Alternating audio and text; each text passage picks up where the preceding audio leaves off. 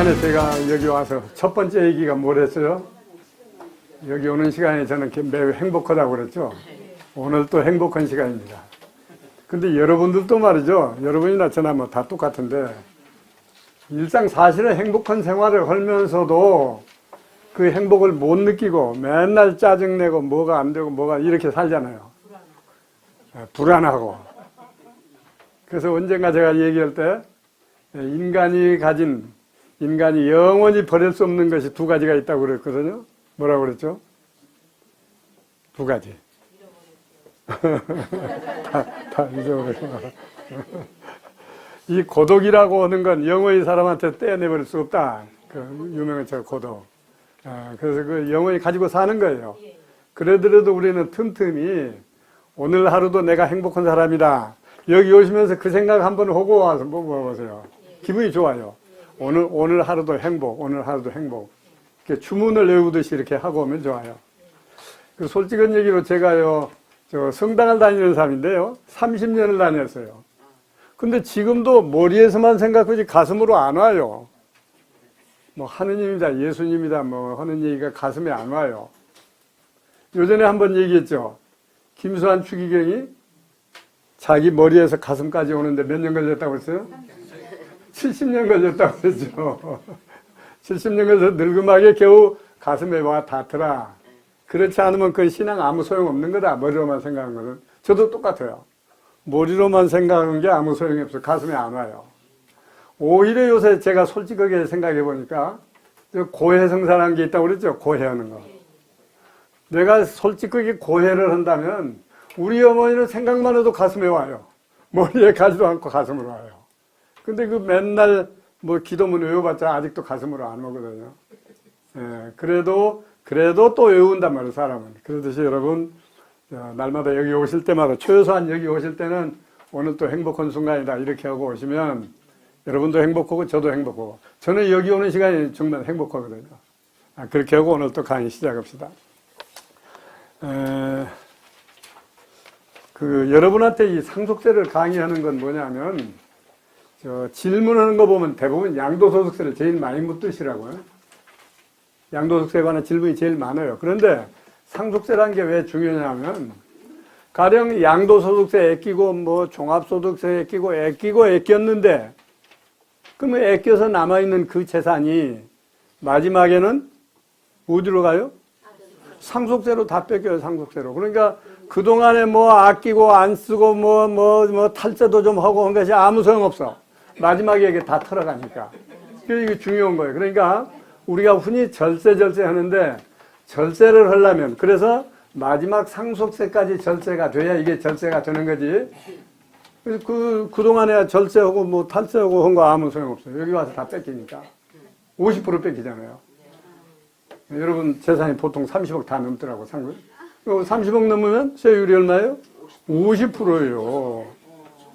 그리고 또 애끼고 안 쓰고 뭐 해서 자식한테 주려고 하니까 거기도 또 50%. 그러니까 마지막에 상속세를 절약하지 못하면 그동안에 내가 애끼고 안 쓰고 뭐 어떤 때는 그냥 뭐 탈세도 좀 하고 있는 게 아무 소용이 없죠. 그래서 이게 공부하는 거예요. 이거 제가 열심히 가르치는 겁니다. 그렇게 생각해 주시고. 지난번에는 이제 주로 뭐냐면 민법에 의해 어떻게 상속이 되는 거냐 하는 걸 주로 했습니다.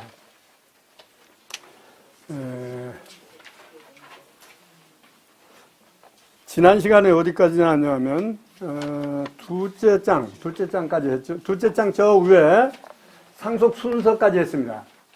상속 순서. 제일 먼저 어떤 사람이 가져간다고 그랬어요? 제일 먼저 가져가는 사람은? 유언을 받은 사람 얘기했는데 돌아가신 분이 누구 줘라. 그 사람이 첫째예요. 아들이고 뭐 배우자고 다 소용없어요. 첫째고 두 번째로는 직계 비속. 직계 비속만 갖는 게 아니고 배우자하고 공동으로 가져간다고 그랬죠. 배우자하고. 세 번째가 누구예요? 부모가 만일에 살아있다면 부모가 세 번째 가져가죠. 부모도 또 혼자 가는 게 아니고 죽은 사람의 배우자하고 같이 가죠. 공동상속이 돼요. 두 가지 경우는. 아들, 딸이 상속할 때도 배우자는 거기 끼고, 부모가 상속해 갈 때도 거기 끼고, 배우자는 다 낍니다. 그래가지고 이제 마지막 그런 사람도 없으면 누가 가져가요? 형제자매.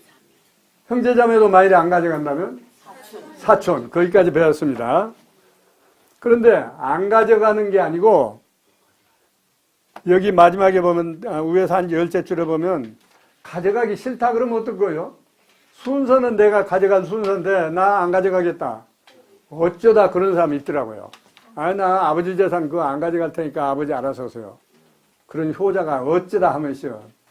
뭐 1000명에 하나 있을까 막 있어요. 근데 가끔.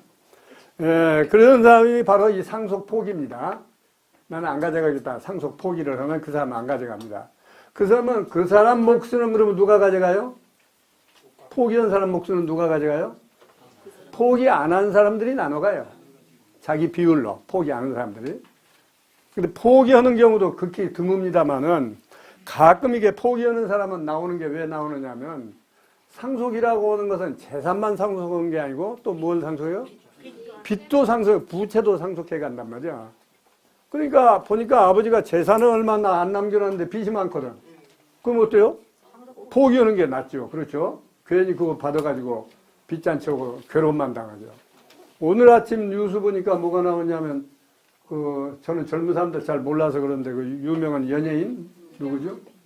몰라요. 하여튼 그 사람 아버지가 20년 전에 제천에서 무슨 농사를 하다가 20억을 떼먹고 뉴질랜드로 가버렸더라고요.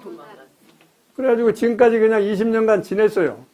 한국이 없으니까 받아낼 수도 없고. 그런데 요새 그 아들이 자꾸 뜨니까 알고 보니까 그 사람 아들이거든. 아들들은 지금 빚 갚으라고 하는 거예요. 못 살게 한다고 그러죠. 그럼 아들이 빚 갚아야 돼요? 안 갚아야 돼요?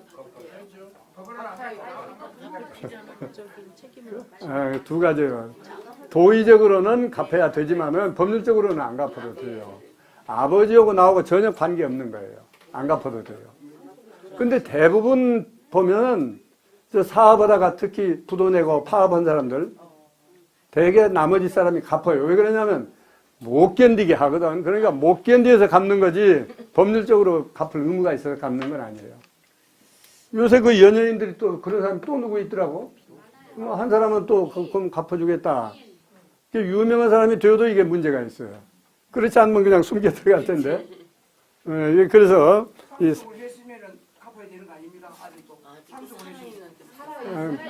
살아 있어요. 아직 안 죽었어요. 살아 있어요.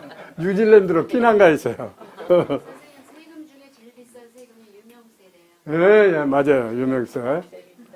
이제 그런 말씀 하시니까 나도 세금 얘기 또 하나 해야 되겠네. 요새 정치인들이 맨날 하는 정치인들만 얘기하는 세금이 또 한 가지 있어요. 우리 법률에 없는 세금인데 무슨 세금인지 알아요? 자꾸 혈세 하잖아요. 신문 방송에 맨날 뭐 국민의 혈세를 받아먹었다, 뭐 혈세를 어쨌다. 혈세라는 세금은 없거든요. 그렇죠? 혈세라는 세금인데 정치하는 사람들이 이걸 어떻게 하면 상대방을 좀 까부실까 해서 세금이라고 좋게 하면 좋은데 이걸 자꾸 혈세라고 그래. 그래서 제가 신문에 한번 쓴 일이 있어요. 혈세라는 용어는 이거 잘못 쓰는 용어다. 혈세라는 건 없다. 만약 구태여 설명한다면 옛날에 왕정시대 같은데 민주사회가 아닐 때 그때는 그냥 임금이 마음대로 세금도 걷어갔죠. 그렇죠? 그때는 그냥 권한이 있는 사람이 횡포를 다 했어요.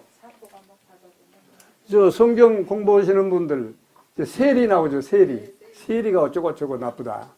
그것도 왜 그렇게 나쁘게 이름이 났냐면 유럽에서도 마찬가지로 권력 있는 놈이 세금을 막 뜯어가요.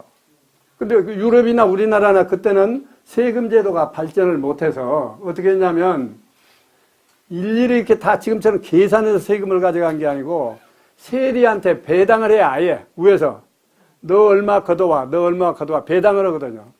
그놈이 그보다 훨씬 배당된 것보다 많이 걷어가지고 갖다 주고 나머지 다 자기 차지하는 거예요. 그러니까 세리 횡포가 굉장히 심했어요.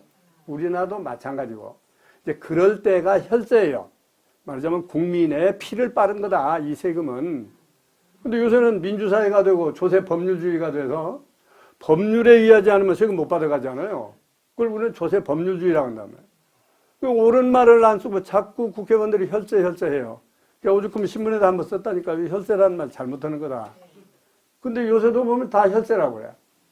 하여튼 아까 무슨 세? 유명세라고 해서 나도 세금 얘기 한마디 했어요. 그래서 이 상속 포기를 하려면 근데 그 법원에다 해요. 상속 포기를. 나 혼자 포기한다는 건 안 돼요. 공증을 해도 효력이 없어요. 법원에다가 나는 상속을 포기한다. 이렇게 법원에 해야 돼요. 그리고 3개월 내에 해야 돼요. 돌아가시고 나서 죽고 나서 3개월 내에 법원에다 신고를 해야 됩니다. 그러면 만일에 잊어버리고 상속 포기 안 했다. 그러면 어떻게 해요? 나는 사실은 마음속으로는 포기하고 싶은데 나 그런 걸 몰라서 안 했다. 그러면 어떻게 돼요? 포기를 안 했으면 포기 효력이 없어요. 포기를 안 했으면. 그러니까 아주 중요한 거예요. 근데 또 하나 두 번째로는 그러면 아까 상속 포기 1순위자가 맨 처음에 순위자가 있었죠. 직계 비속하고 배우자하고 이 사람들은 그러니까 알고 포기해버렸어요. 그러면 어디로 가요? 두 번째 2순위자로 넘어가죠. 2순위자는 1순위자가 포기한 걸 몰랐어. 그러면 2순위자한테 상속이 오죠. 자기도 모르는 사이에 재산과 부채가 다 자기한테 왔단 말이죠. 그러면 이 사람은 사실은 알았으면 포기할 텐데 몰랐단 말이에요. 3개월이 지나버렸어요. 억울하죠? 그렇죠? 더군다나 한 가족도 아닌 무슨 사촌까지 가는데 상속이 하물며 사촌은 뭐 전혀 몰랐다. 나 객지에서 죽은지도 몰랐다. 그런데 3개월 내에 안 했다고 해서 강제로 상속을 받으라 그러면 안 되겠죠. 그래서 이게 어떻게 되냐면 대법원에서 이제 새로운 그 해석을 내렸어요. 3개월 내에 해라고 했지만은 그 2순위, 3순위 다음 순위자는 상속이 된 개시 사실 상속 포기형을 몰랐다. 나보다 앞선 사람이 상포 올랐다. 그럴 때는 안 날로부터 포기했다는 것은 안 날로부터 3개월 내 그러면 다시 해라. 이렇게 돼 있어요. 아주 주의해야 됩니다. 이런 것도. 그 다음에 이제 5번이라고 해요. 유류분 청구. 요전에 누가 질문을 하셨죠. 그래서 요건 뭐냐면 요게 이제 사회적으로 상당히 문제가 되더라고요. 유류분이라고 하는 게. 요전에 잠시 얘기했지만은 부모가 나한테 효도 온 놈한테 더 주고 그렇죠? 그러고 싶죠? 불효 온 놈한테 좀 적게 주고 이러고 싶어서 그렇게 나눠줬단 말이죠. 또 그런 경우뿐만 아니고 큰애는 어차피 좋은 직장에 다니고 돈도 잘 벌고 그러니까 조금만 가져가고 직업도 없고 또 뭐 오죽하면 그 넷째는 가령 몸이 불구자고 그럼 많이 주고 싶을 거 아니에요. 그렇게 해서 부모가 이렇게 배정을 해줬는데 그렇게 나눠주고 싶지 않아요? 저도 그래요. 마찬가지로. 뭐 큰애는 걱정 없으니까 조금만 가져갔으면 좋겠고 그런데 자식들은 그렇게 생각 안 하거든요. 내 몫이 죽다. 왜 나 적게 줬느냐. 이게 싸움이 많이 벌어져요. 요새. 그래서 이제 이런 경우에 뭐냐면 본래 자기 몫을 계산해 보니까 내가 받아야 할 몫이가 얼만데 나는 그 반도 안 줬다 아버지가. 2분의 1에 못 미쳤다 내가 받은 것은. 그런 사람은 그러면 2분의 1은 최소한 줘야 될 게 아니냐 이렇게 청구를 할 수 있는 게 유류분 청구예요. 근데 이 법률 규정이 미묘하게 애매하게 지금 돼 있어가지고 말이 많아요. 근데 이제 여기까지는 이해가 좋아요. 그러면 얼마까지 청구할 수 있느냐? 가령 자기가 적게 받았다고 생각한 사람, 그 사람은 얼마까지 하느냐면 방금 얘기했다시피 직계 좀비속이나 이런 사람은 배우자나 이런 사람은 반은 줘야 될 거 아니냐 내 몫을. 그 반은 채워주라 이렇게 청구를 할 수가 있어요. 어디다 하냐면 법원에다 해야 돼요 이것도. 그러면 이제 판사가 이렇게 다 따져봐가지고 그러면 얼마 더 줘라 이렇게 할 수 있거든요. 이게 유류분 청구입니다. 근데 만일에 부모가 상속을 하거나 반대로 또 네 번째는 형제자매 이런 사람이 상속할 때는 2분의 1까지 청구를 못하고 3분의 1만 청구해라. 총수가 조금 머니까 이렇게 되어 있습니다. 문제는 이제 거기 보면 청구 금액의 대상인데 뭘 얼마를 청구를 하는 거냐 그런 얘기거든요. 그러면 이제 자기 몫을 계산하라 그랬는데 자기 몫을 그러면 어떻게 따지느냐 하는 거예요. 자기 몫을. 그러면 아버지가 남겨놓은 재산은 명백하다. 계산해 보니까 거의 다 나온다. 근데 문제는 아버지가 이미 죽기 전에 누구 주워 놓은 게 있어요. 죽기 전에. 엄격한 의미에서는 그건 상속재산이 아니죠. 또 죽기 전에 준 것도 있고 또 하나는 죽으면서 유언장에다 누구 얼마 주어라 한 거 있단 말이죠. 그런 것은 어떻게 할 거냐. 그것도 합산해 가지고 아까 여기 2분의 1, 3분의 1을 계산해라. 그게 문제예요. 그게. 그래서 여기 법률에는 뭐라고 하냐면 1년 전 것을 합산하는 것을 원칙으로 했습니다. 1년 전. 1년 넘어버린 건 괜찮다. 그러니까 증여도 하려면 일찍 해야 되겠죠. 늦게 하면 소용이 없어요. 1년 내에 합산하라. 근데 이제 미묘한 규정이 있어서 제가 이걸 상당히 연구를 하고 딴 데 가서 발표도 하고 했는데 여기 단서가 하나 있어요. 1년 내의 것만 합산해라 그래 놓고 그 단서가 뭐라고 했냐면 그 처음에 이렇게 증여를 할 때 생전에 이렇게 부모가 나눠줄 적에 이것을 특정한 아들, 특정한 배우자만 많이 주면 다른 사람은 적게 가져갈 거 아니냐. 다른 사람은 결국 손해를 보는 거 아니냐. 적게 가져간 사람은. 이것을 처음부터 알고 그렇게 서로 증여를 하고 증여를 받고 했다. 이럴 때는 1년이라는 제한이 없다. 이런 단서가 있어요. 그러면 이제 예를 들면 50년 전에 준 건데 50년 전에 준 것도 여기 합산해서 내 몫을 다시 계산해라. 이렇게 나올 수 있잖아요. 이게 아주 위험해요. 부모 입장에서는 이렇게 한 10년이나 20년을 경계해가지고 아들, 딸 이렇게 다 나눠주고 있을 거 아니에요. 증여를 해줘, 미리 해줬을 거예요. 그러니까 미리 똑같은 비율로 해줄 수가 없잖아요. 그리고 똑같은 비율로 해줄 수 있으면 미리도 안 주죠. 그렇게 했는데 이 법률이 1년 내 것만 합산을 하고 원칙으로는 그래 놓고 증여자하고 증여를 받는 사람하고 미리 짜고 뭐 이 사람만 많이 주면 다른 형제는 손해보는 줄 알면서도 그렇게 했다. 그럴 경우에는 1년이 아니고 몇십 년 지난 것도 다 이게 합산해라 이렇게 되어 있어요. 요게 문제가 하나 있고 또 하나는 죽은 사람이 아들, 딸한테만 준 거 아니고 뜻 있는 사람들은 어디다 기부 많이 하죠. 학교에다 기부하고 어디다 기부하고 뭐 불쌍한 사람 주고 그러면 기부한 건 어떨 거냐 타인에게. 지금 현행 이 법률 해석한 사람은 그것도 마찬가지다 그런 얘기예요.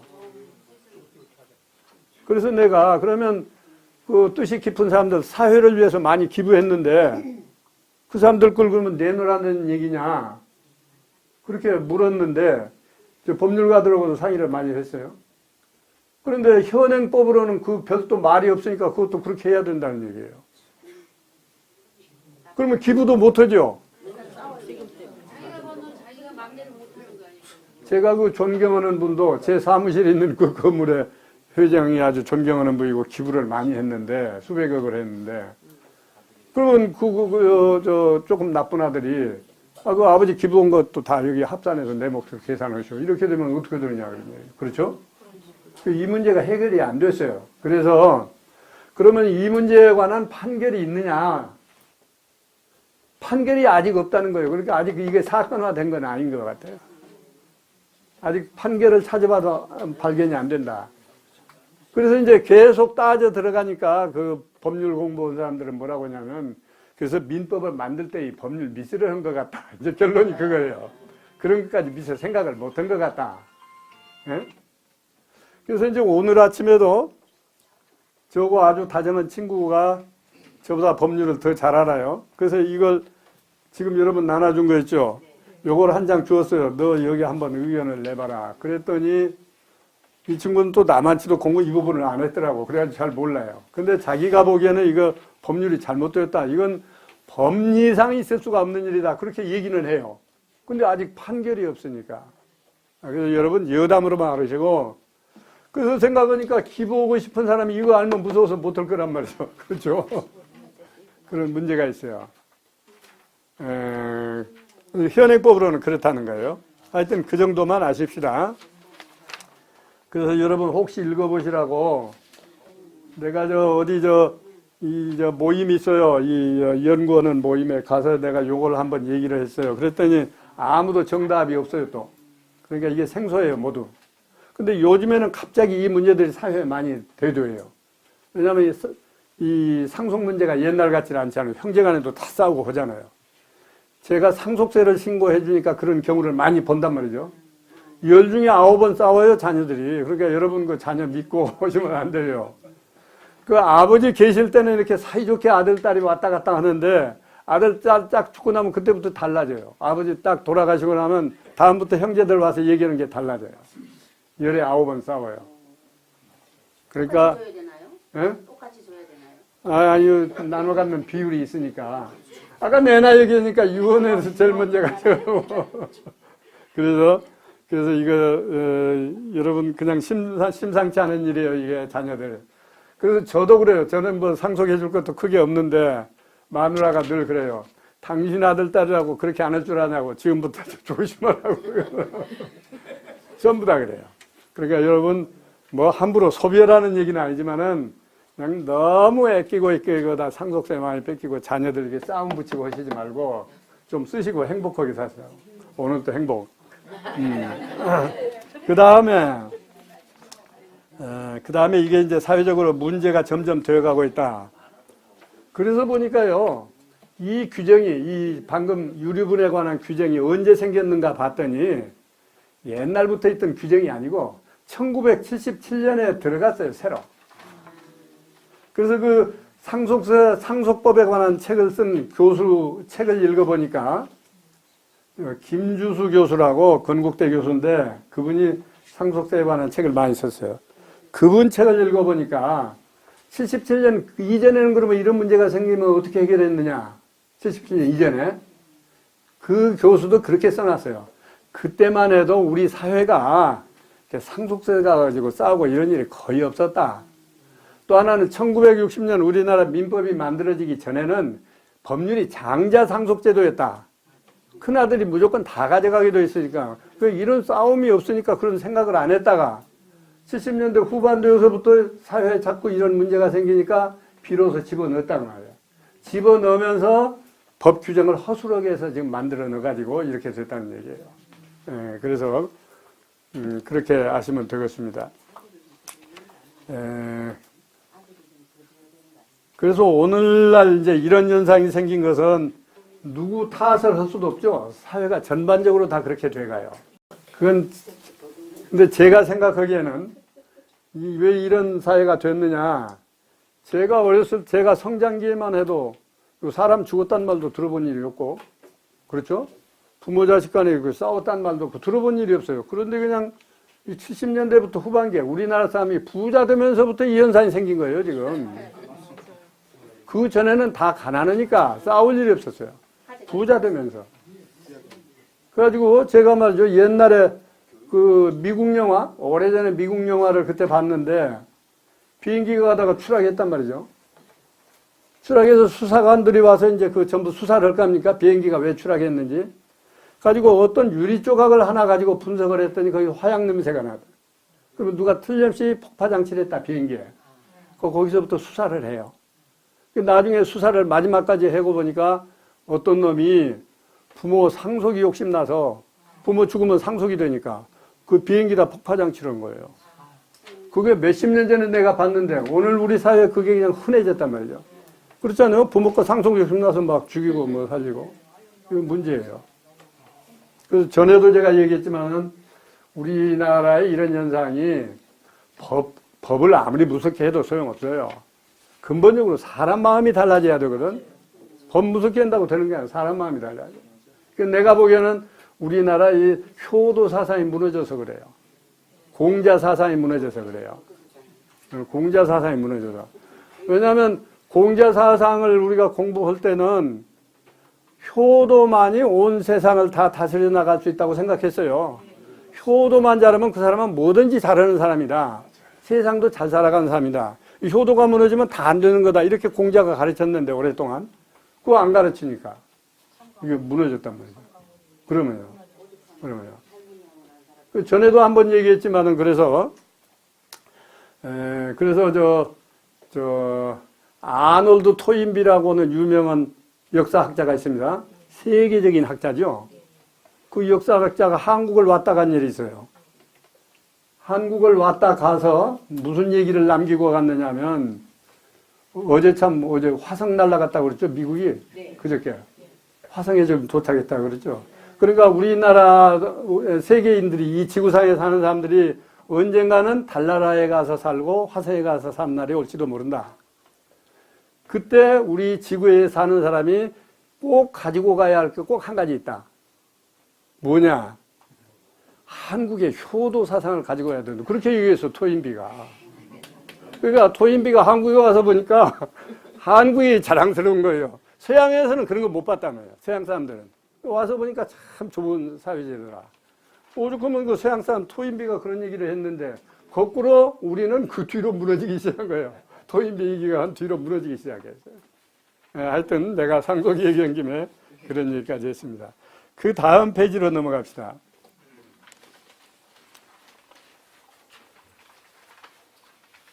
근데 그 다음 페이지 보면 유류분 청구를 하려면 1년 내에 해야 돼요. 1년 지난 뒤에 청구는 또 못해요. 그래서 1년 딱 못 박았으니까 1년 내에 청구해야 됩니다. 나 좀 더 달라. 이렇게 청구를 해야 됩니다. 그 다음에는 이제 과세 대상 재산입니다. 이제 민법에 있는 상속 얘기는 끝났습니다. 그러면 이런 상속이 개시되면 이제 세금을 달라고 한단 말이죠. 세금을 거둬가요. 그러면 어떤 재산에서 세금을, 상속세를 거두어가느냐 하는 것이 과세 대상입니다. 여러분들이 세법을 배울 적에, 세법을 공부할 적에 세법 배우는 차례가 있거든요. 차례가 있는데 맨 처음에 어느 세법이든지 마찬가지예요. 맨 처음에 규정한 것은 이 과세는 무엇을 대상으로 해서 과세를 해야 되느냐, 이 대상이다. 소득세는 소득을 대상으로 오고, 뭐, 부가가세는 뭘 대상으로 오고, 다 과세 대상. 이걸 첫 번째 밝혀야 된단 말이에요. 과세 대상. 그 다음에 두 번째로는, 그러니까 상속세는 과세 대상이 한마디로 보면 뭐예요? 상속재산. 상속재산을 대상으로 해서 과세한다. 그러면 이 대상이 되는 게 뭐냐? 그것도 우리는 그냥 얼른 쉽게 상속재산이라고 그러는데 이것도 또 따져가 보면 복잡해요. 그 다음에 이제 두 번째로 해야 될 것은 과세 표준.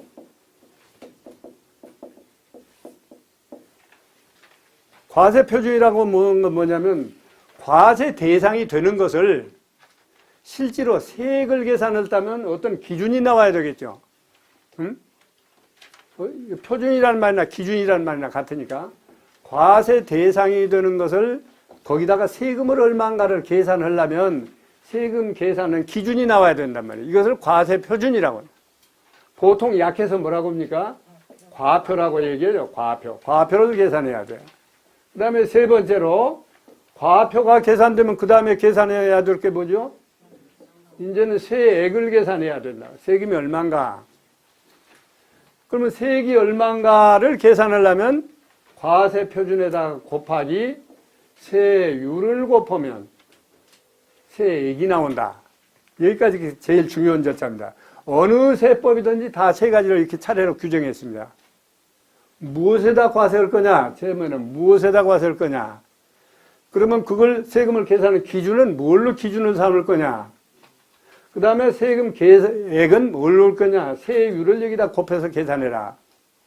그러면 이 세액을 마지막으로 신고도 하고 납부도 해라. 모든 세법은 다 이런 차례로 되어 있습니다. 그러니까 여러분이 스스로 내 세금을 계산할 정도의 이제 공부를 하시려면 이러한 그 법률의 구조 어떻게 되는가를 보고 하셔야 됩니다. 그러면 이 시간은 맨 먼저 상속세 그러면 과세 대상이 뭐냐 하는 것만 잠깐 더 합시다.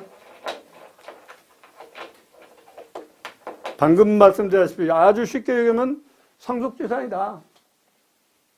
근데 이 상속재산인데 여기는 뭐라고 폈냐면 피상속인의 모든 재산 이렇게 되어 있습니다. 피상속인. 죽은 사람을 피상속인이라고 한다고 그랬죠.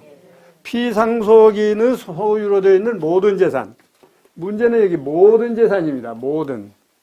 근데 여기 오신 분들은 주로 부동산에 관심 있는 분들이 오시니까 부동산만 상속재산으로 생각하고 묻는 사람들이 많아요. 모든 재산입니다. 심지어는 유형, 무형까지도. 가령 뭐 특허권이라든지 무형재산이죠.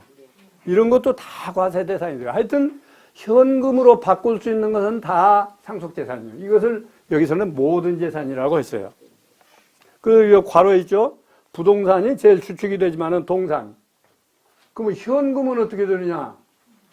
현금도 과세해야 돼요. 근데 문제는 현금은 숨어버리니까 발견이 안 돼서 못하는 거지. 현금도 과세해야 됩니다. 현금 감춰놨다 들킨 사람들 많이 있잖아요. 저 대통령 얘기해서 안 되지만 노태우 대통령 그때 그냥 몇 천억을 감춰놨다 들켜서 다 뺏겼잖아요. 2,700억인가. 그 어디다 감춰놓은지 여러분 아시는 분 있어요?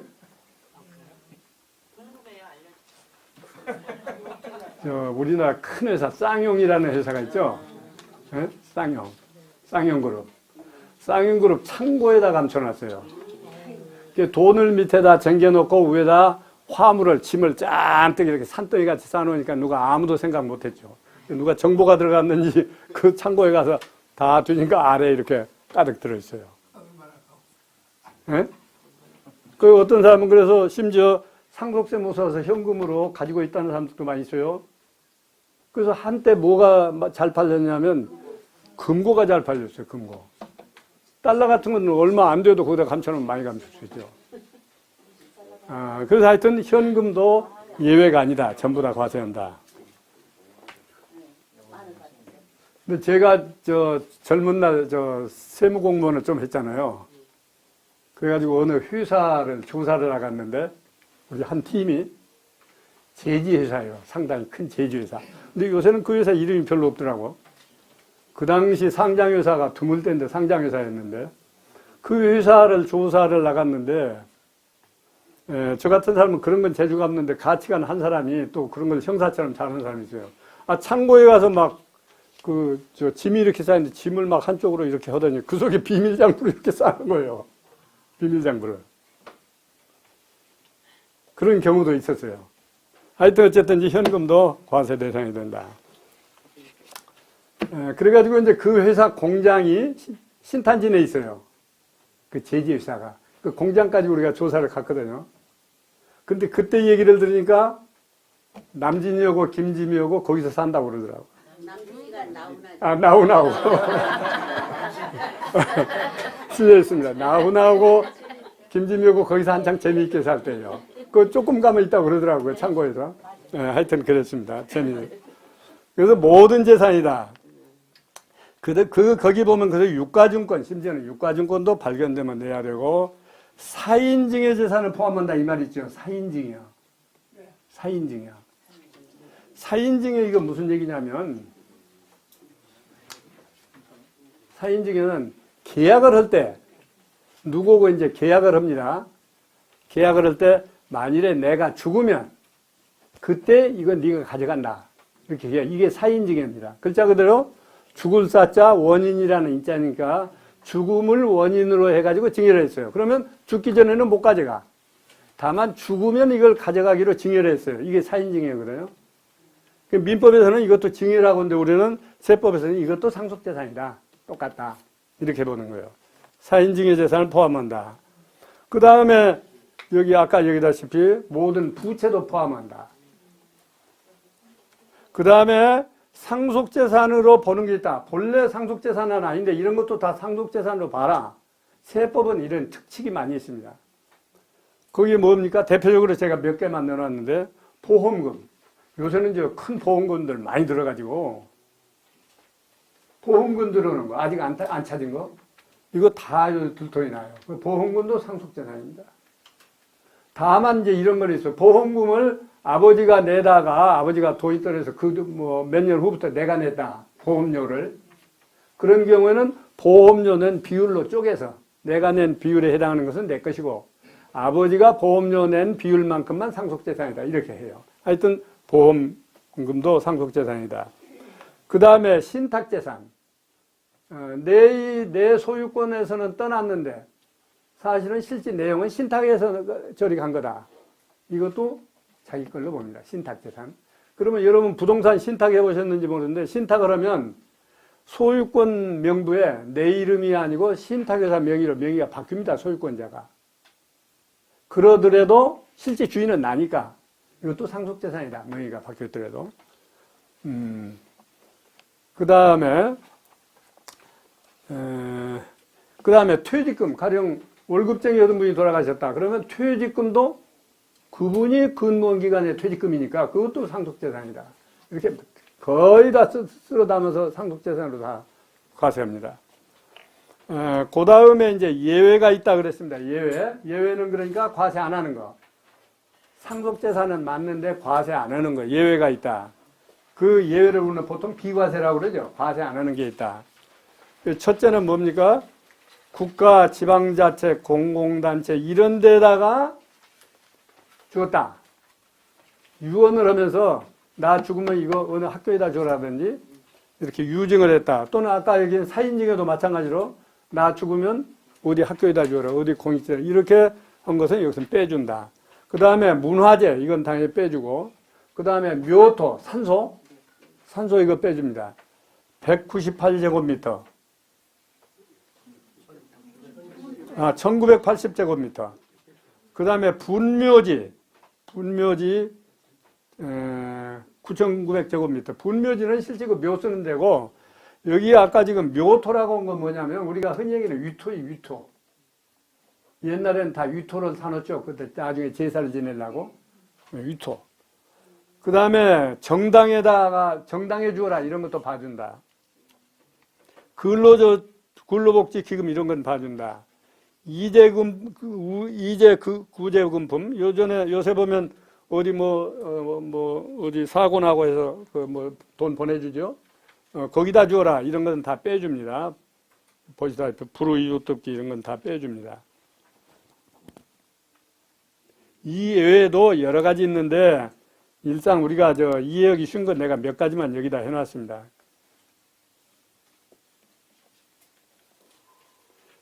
이것이 과세 대상 재산입니다. 모든 재산과 모든 부채를 다 해서, 그러니까 모든 재산 가치에서 부채를 뺀 나머지 순재산 가치, 그러니까 순재산 가치만 상속재산이다. 이렇게 보시면 됩니다. 그래서 요새는 말이죠. 요새는 머리 좋은 사람들이 많아서 그러면 여기서 좀 세금을 피할 길이 없느냐 연구하는 사람들 많이 있어요. 어떤 분은 얘기 들으니까 요새 잘생긴 소나무 같은 거 정원에다 심는 거 비싸죠. 아주 비싼 건 10억도 가고 그런다고 그래요. 1억 보통 가고. 싼 산을 하나 사놓고 거기다가 좋은 비싼 나무들을 거기다 심어놨어요. 누구 등기하는 거 아니까 모르잖아요. 아무도. 그렇죠? 그냥 서 있는 나무들. 그렇게 한다는 사람도 있고, 또 금 같은 거 많이 사놓고 또 그림 같은 거 비싼 그림 많잖아요. 우리나라는 아직 그렇게까지는 아닌데 우리나라도 상당히 그림 같은 게 요새 저는 이제 그림하고는 아주 저는 전혀 몰라서 무식해서 그런데 아는 사람들 이렇게 얘기해 보면 비싼 그림 수억씩 가는 그림을 사놓는 사람들이 많이 있어요. 근데 우리는 그 그림을 볼 줄 모르니까 살 수가 없잖아요. 사기당할까 싶고. 그렇죠? 못 사는데 그런 분들 많이 있어요. 요전에 어디 보니까 그림 아주 비싼 거 70몇 억에 한 그림 하나에 팔렸잖아요. 그 그림도 요새는 양도소득세 내야 됩니다. 그래서 요새는 이제 이 인터넷이 워낙 발달해가지고 이렇게 숨길 수가 없어요. 누구든지 세금 적게 내고 싶은데 숨길 수가 없어요. 그러니까 이제 이런 거, 어디 등록이나 등기가 안 되는 거. 주식도 옛날에는 상장 주식만 이렇게 관리가 됐어요. 근데 요새는 상장 안 되는 비상장 주식, 그 보잘것없는 회사 주식까지도 전부 등록돼 있어가지고 주식 몇 주 왔다 갔던 것도 다 나옵니다. 그러니까 어떻게 상속세를 피할 길이 없어요.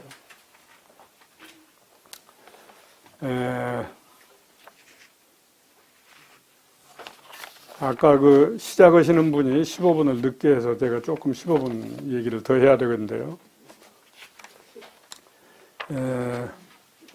여담으로 조금 얘기하면 아까 저 그림 얘기, 그림. 세계에서 유명한 그림. 세계에서 유명한 그림은 다 남자가 그린 거, 여자 그린 건 없어요? 또 이상하게. 그렇죠? 뭐, 레오날드 다빈치, 뭐, 누구, 전부 남자란 말이죠. 그 중에 유명한 그림 생각나는 게 우리나라에 왔다 갔는데, 모나리자. 모나리자 모르는 사람 없죠? 모나리자.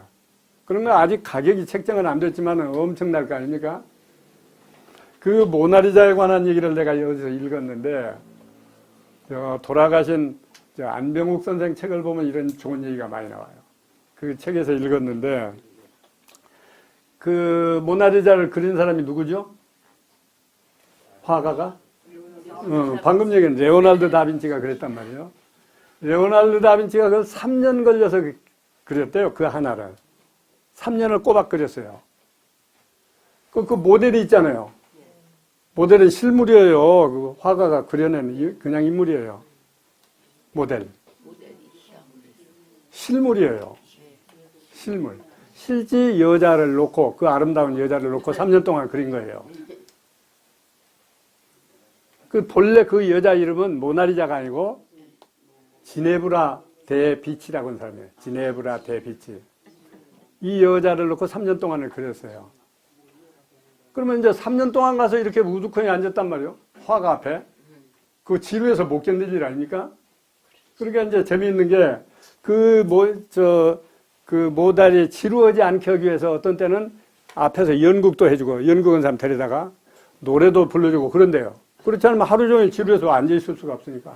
그렇게 3년 동안을 그렸어요. 그러면 그 그린 화가하고 누굽니까? 모델하고 잘못하면 사랑도 했겠죠. 3년 동안 앞에서 그리고 3년 동안 앉았었는데. 그런데 사랑했다는 얘기는 없거든요. 근거가 없어요.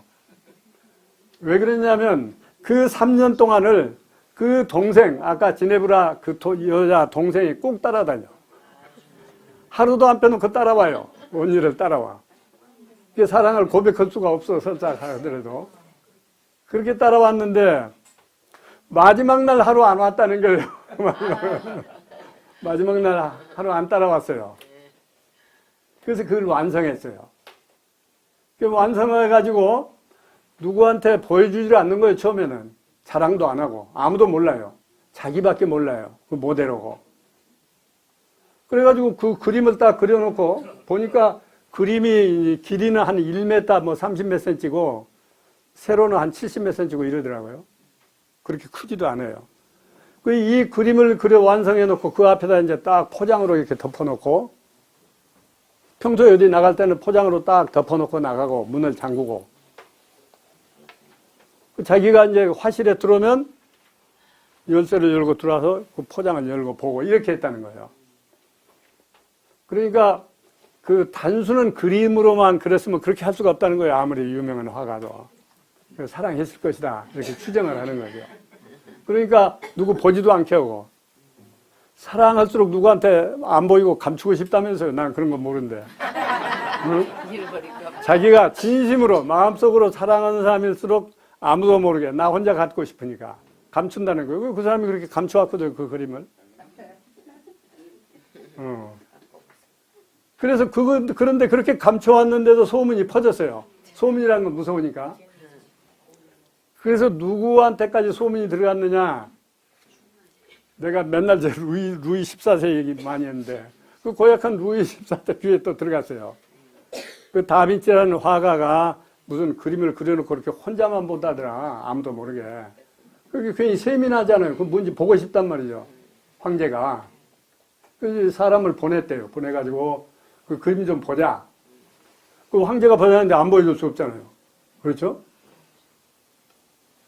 그래서 할 수 없이 황제들 와서 보시라고.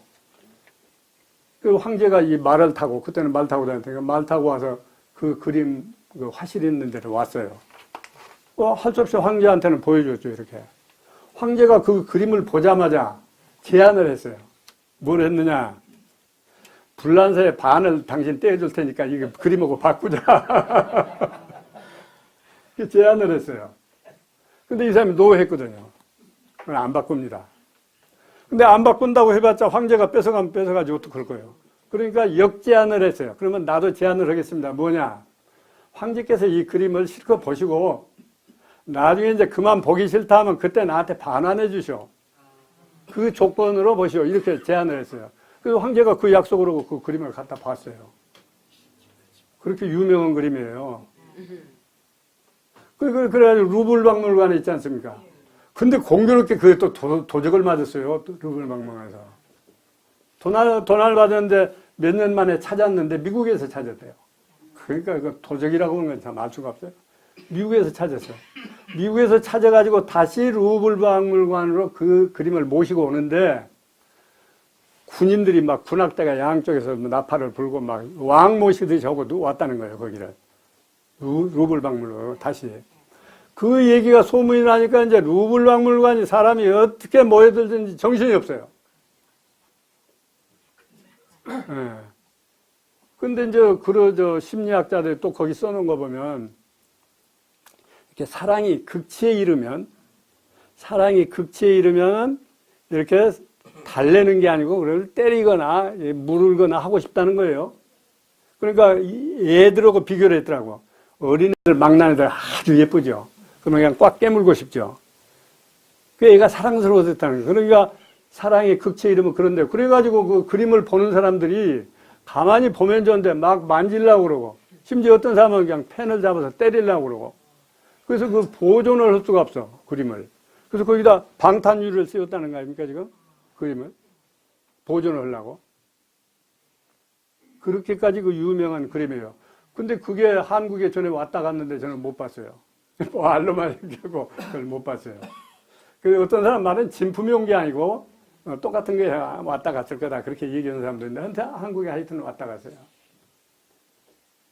내가 저 그림도 과세 대상이 된다고 하다가 얘기를 너무 많이 했는데 하여튼 그 그림도 화폐로 돈으로 바꿀 수 있는 것은 그림도 다 과세가 돼요. 그러나 그건 동산에서 나타나들 않으니까 그렇죠. 아무도 모르죠. 자기가 가지고 있으면. 그래서 상당히 그림을 많이 가지고 있는 사람 저는 많이 봤어요. 또 요즘 시간에 여러분한테 저 믿어주라고 그랬죠. 뭐든지. 그 믿고 얘기해 주는 사람들이 다 있으니까. 그래서 그림 많이 가지고 있는 사람들. 거의 수백억씩 가지고 있는 사람입니다. 그 얘기한 김에 또 잊어버리기 전에 또 하나 하면은 그래서 어떤 사람도 그렇게 그림을 많이 모았어요. 상속해 주려고. 자기 지하실에다 그득 모았어요. 죽으니까 그림을 이제 아들, 딸들이 나눠 가졌단 말이에요. 근데 이렇게 이제 불만이 생겼어요. 좋은 그림은 뭐 아무게 형이 가져가고 나는 뭐 싼 것만 주고 이렇게 불만이 생겼어요. 그래서 그 며느리가 세무서에다 고발을 해버렸어요. 아버지가 그림을 많이 주고 갔는데 이게 상속재산에 빠졌다. 요 서대문 쪽에서 그런 일이 있었는데. 그래가지고 그 세무서장이 직원들을 얼른 보냈대요. 그 투서가 왔으니까. 보냈더니 투서한 걸 모르고 안 치우고 그대로 있더래요. 그득하게. 그 세무서에 다 들킨 거죠. 그 서장이 나한테 전화가 왔어요. 이런 일이 생겼는데 이 그림을 그러면 어떻게 평가해서 과세를 해야 되느냐고 질문을 왔어요. 그 세무서장이. 그 세법에 그림은 그러면 어떻게 하라는 말이 없어요. 그래서 이제 그랬죠. 그러면 그 그림을 평가하는 사람들 있잖아요. 또 싹 보면 아는 사람. 그런 그림 전문가한테 감정을 시켜서 최소한 2사람 이상 감정을 시켜서 그걸 평균해서 과세하면 서장 괜찮을 거예요. 그렇게 했거든요. 그러니까 이 그림이란 그 벌써 어떤 사람들은 벌써 몇십 년 전에 그런 연구를 한 사람도 있어요. 공교롭게 이거 터져서 그랬지. 하여튼 그렇게 하시라는 얘기는 아니고 하여튼 그림 얘기 너무 장황하게 했네요. 동산에 안 속합니까? 그림은 동산. 동산이에요, 동산. 동산도 다 과세되니까 그러니까.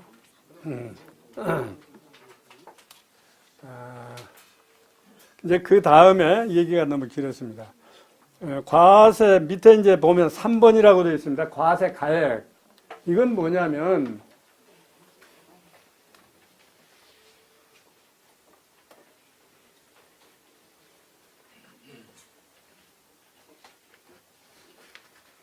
아까 이제 과세 대상이 뭐냐는 걸 우리가 살펴봤잖아요. 근데 과세 대상이라는 건 뭐예요? 땅, 건물, 그림, 뭐 이렇게만 돼 있지? 그것이 얼마짜리인 줄을 알아야 과세를 할 거 아닙니까? 왜냐하면 지금 우리나라뿐 아니고 전 세계가 다 화폐 경제 시대니까 오늘날 새는 옛날 같으면 물건으로 이렇게 주죠. 우리가 어렸을 때만 해도 농지세를 어떻게 받아갔습니까? 벼로. 면쓰기가 이렇게 와서 들러보고, 아, 이게 한마디게 속섬 나겠다. 그러면 뭐 한 섬 내라. 이렇게 해서 한 섬 짊어지다고 냈잖아요. 그때는 이제 물세인데 지금은 화폐 사회니까 뭐든지 돈으로만 한단 말이에요. 그러니까 이 대상이 얼마짜리인 것을 알아야 된단 말이에요. 그래서 이 과세 대상이 얼마짜리냐, 과세 가액이 나와야 돼요. 과세 가액이. 그러려면 이 중간에 무엇이 작용해야 돼요? 이 대상이 얼마짜리냐 하는 것을 알아야 되죠. 얼마짜리인가. 그것을 우리는 평가라고 한단 말이에요. 그래서 과세 대상이 되는 것을 평가를 해가지고 화폐 가치로 얼마냐 이게 나와야 세액 계산이 가능하다. 이렇게 순서가 되어 있단 말이죠. 그래서 이제 여기 보시면 과세 가액이 뭐냐면 지금 한 얘기입니다. 현대 이 조세는 전부 현금, 화폐 가치로만 세금을 내야 되니까 이걸 평가를 해야 된다. 그런데 문제는 맨 밑에 줄 보세요. 과세 가액 산입이라는 게 있죠. 이건 본래는 상속재산 가액이 아닌데 이런 것은 여기다 집어넣어라. 그러니까 세법에 이런 예외가 많아요. 예외가. 이런 건 집어넣어라. 본래의 상속재산은 아니라 하더라도 이런 것은 상속재산에 집어넣어라. 그런 것을 산입이라고 그래요. 산입. 그러면 집어넣지 말라 하는 것은 뭐라고 표현하면 좋겠어요? 불산입. 산입, 불산입. 이게 산입이라는 게 있어요. 뭐냐면 첫째 번에 이제 다음 장으로 넘어갑시다. 산입하는 것 첫째가 뭡니까? 첫째 세 번째 줄에 처분재산 또는 채무부담액 이렇게 되어 있죠. 처분재산이니까 팔아먹었다 그러죠. 팔아먹어버려서 현재 없어요. 상속재산이 아니에요.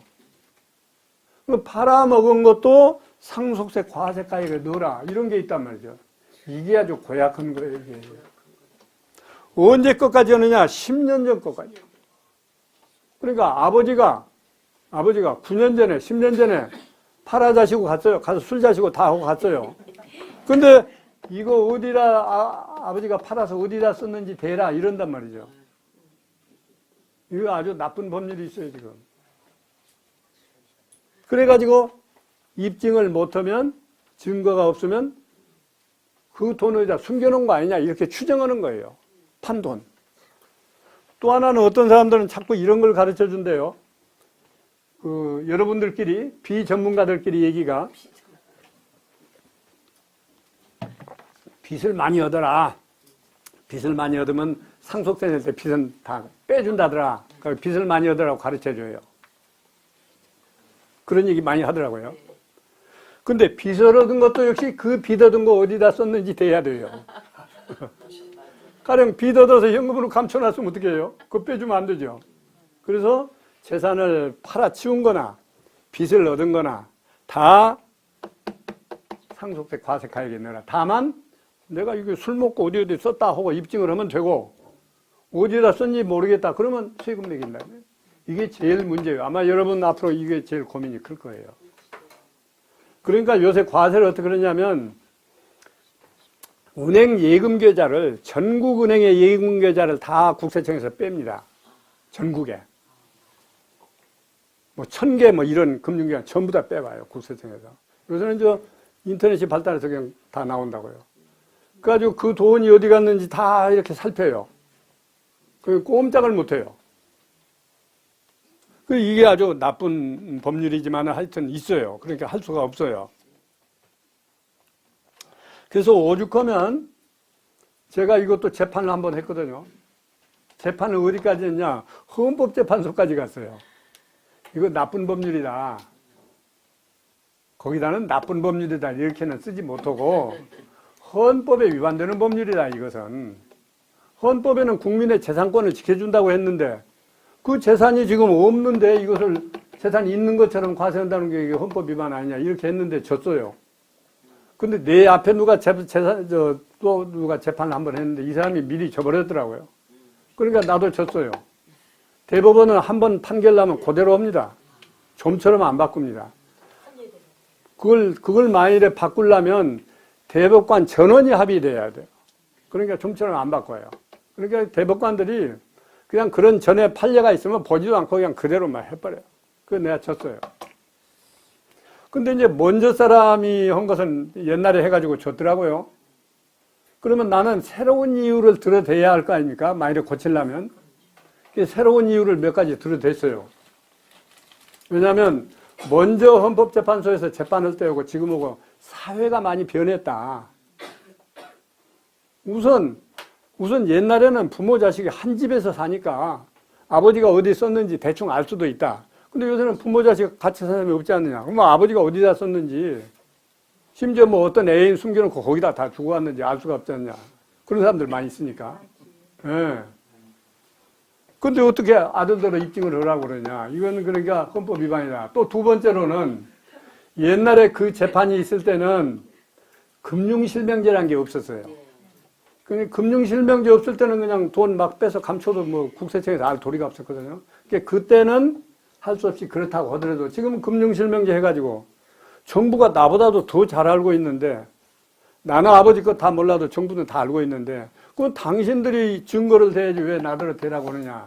그 위반이다. 또 한 가지 뭐 있어요. 그래서 세 가지 이유가 전에 없던 이유가 생겼으니까 이건 위헌이다 했는데 결국 졌어요. 그러니까 뭐 내 이름이 가령 뭐 대법관 지난 사람처럼 이름이 있으면 안 됐을 거예요. 근데 뭐 이름도 없는 사람이잖아요. 물론 내 것이 아니고 누구 거 대리로 했지만은.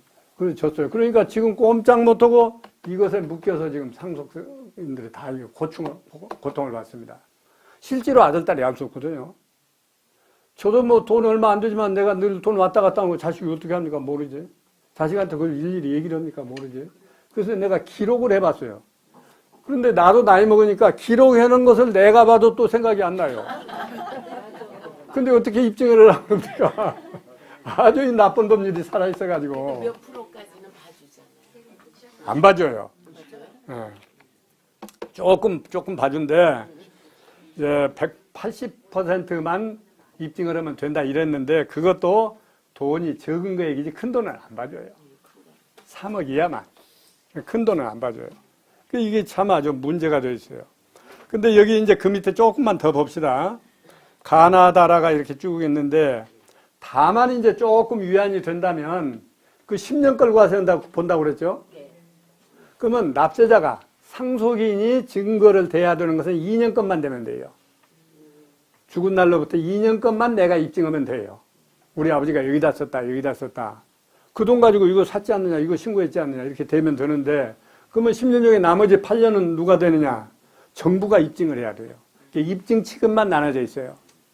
그러니까 2년 것은 내가 증거를 안 되면 무조건 과세니까 2년 건 자기들이 볼 필요도 없고 나머지 8년 걸 자기들이 찾아가지고 과세를 한단 말이죠.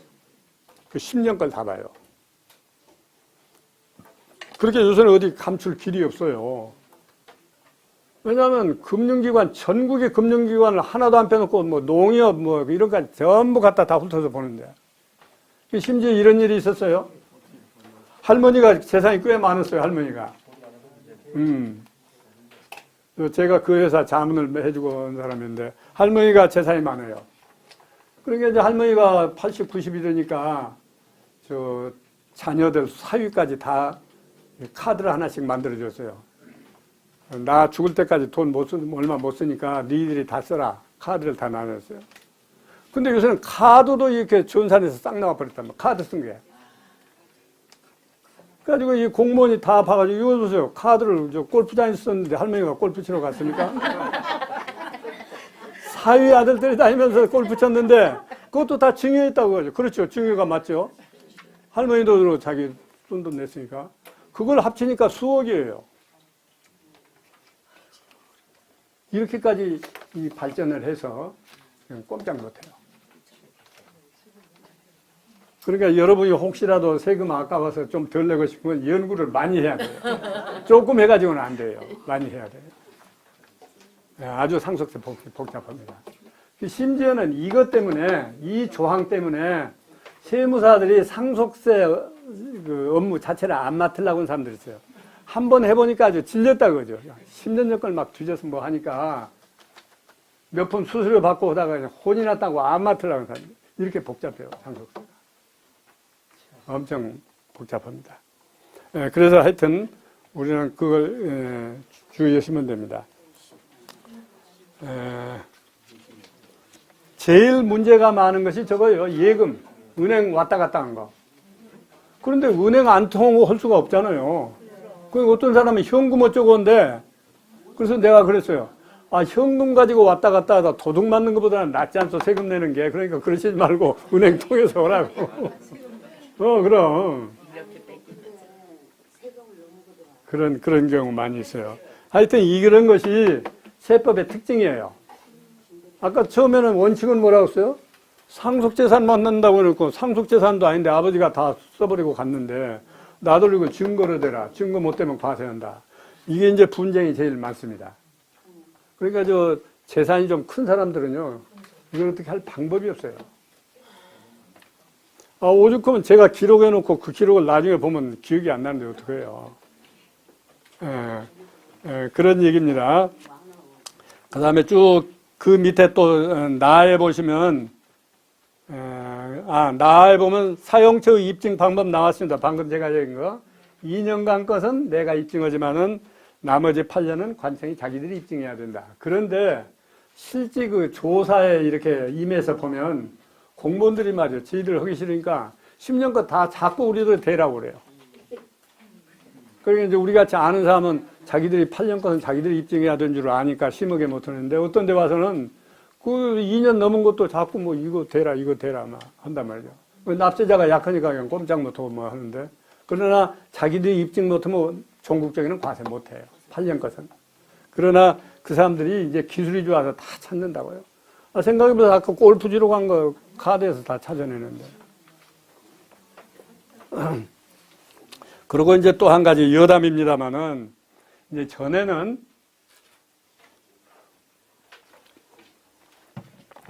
가령 공무원들하고 이렇게 좀 잘 알고 또 뭐 교제도 하고 술도 사주고 해서 일이 잘 풀리는 경우가 대한민국에 많잖아요. 근데 요새는 그게 안 돼요. 특히 세무공무원들이 아주 청빈해졌어요. 나같이 자기들이 알만한 사람이 가도 절대 돈 안 받아.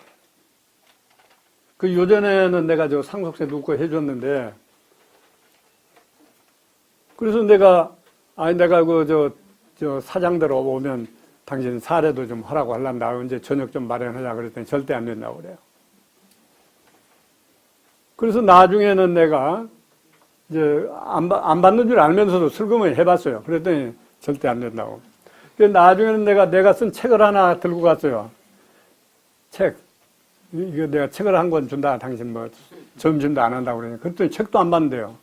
이거 왜 안 받느냐 그랬더니 내 돈 주고 살래요. 그렇게까지 달라졌습니다. 이 세무공무원들이. 근데 또 그전에 큰 사건이 하나 터졌더라고. 뇌물 사건.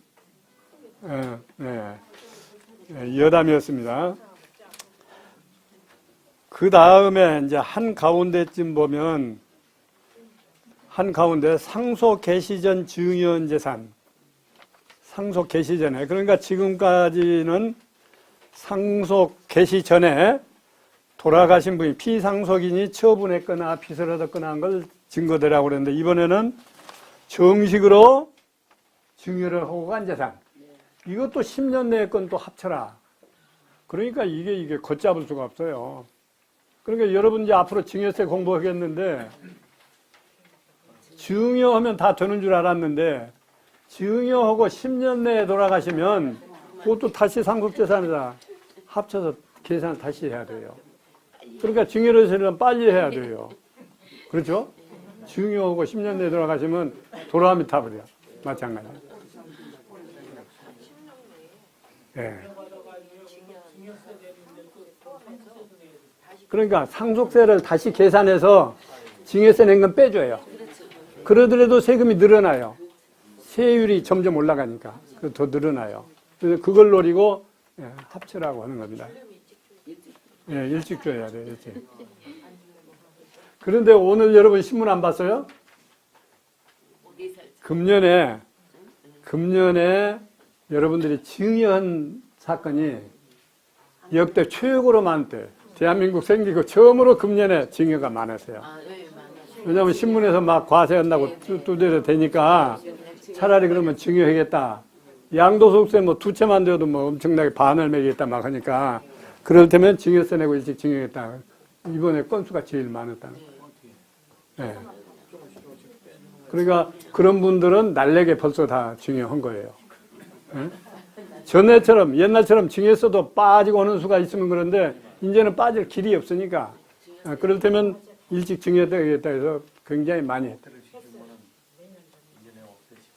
근데 오늘 아침에 또 그 뉴스 보니까 또 재밌는 뉴스. 부동산 강사가 뭡니까? 나도 부동산 강사인가? 나는 아닌데. 아니, 집을 400채를 가지고 있다고 하는데 그게 무슨 뉴스인지 모르겠어요. 예. 예. 하여튼 오늘 얘기 여기까지만 하겠습니다.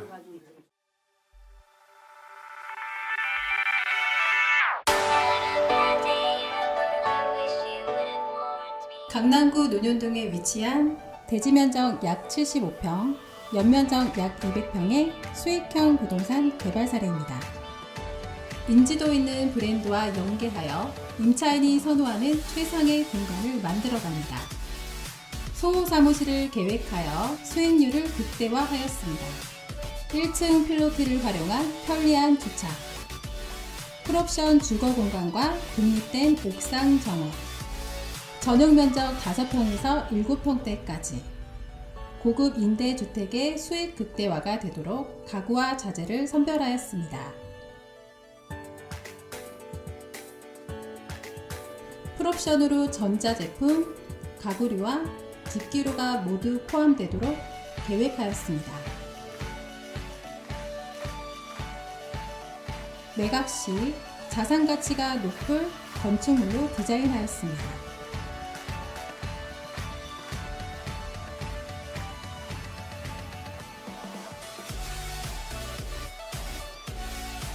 보유 부동산과 투자 부동산의 탁월한 시장 분석과 주거 공간의 경험으로 최고의 품질과 최상의 수익을 함께 창출해 나가겠습니다.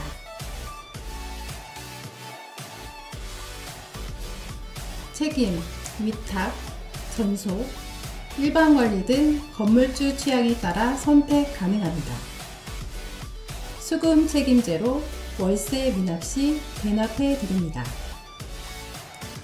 공실 클럽 및 제휴사의 광고를 통한 타사 대비 공실률 최소화로 인해 수익률 증가가 가능합니다.